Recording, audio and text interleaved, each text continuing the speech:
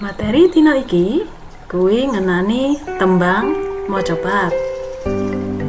Sadurunge nyinaoni tembang macapat, kudu mangerteni tujuan pembelajaran dina iki yaiku siji, mangerteni paugeran tembang macapat. Sing keloro, bisa njupuk pesen moral sing ana ing tembang macapat. Tembang macapat yaiku tembang tradisional kang isih kaiket dening paugeran-paugeran utawa aturan-aturan.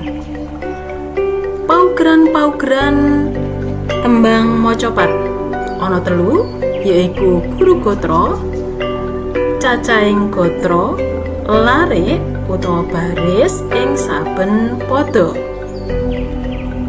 Jumlah larik di setiap bait. Guru wilangan kuwi cacahing wanda suku kata ing saben gotra. Jumlah suku kata di setiap larik. Paugeran sing ketelu yaiku guru lagu kuwi tibaning swara vokal ing pungkasaning gotra. Yuk, saiki coba bebarengan goleki paugeran tembang pocong. Siji, guru gotra. Jumlah larik di setiap bait. Cacahing gotra saben sapada. Ana pira gotrane larike? 1,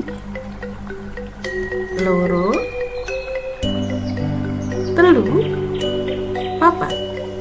Jadi guru gotrane kuwi cacahe ana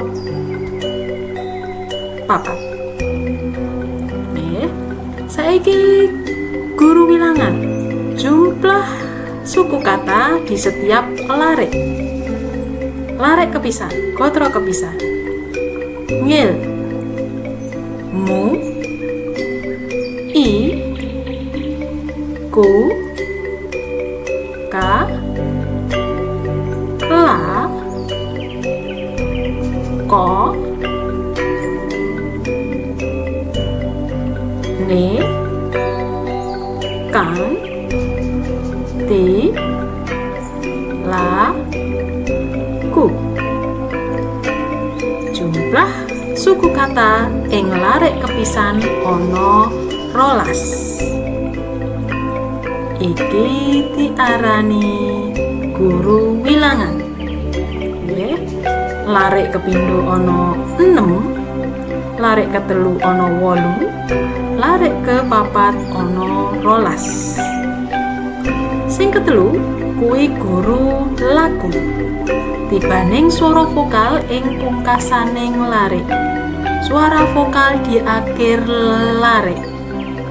U, O, I, lan O. Iki diarani guru lagu. Saged? Saiki coba geladen. Golek ana guru gotra, guru lagu, lan guru wilangan, sarta pesan moral apa sing isa kajupuk saka tembang ing isor iki. Cukup sakmene materi sing isa disampaikake. Tetep semangat sinau ning omah. Aja lali jaga kesehatan.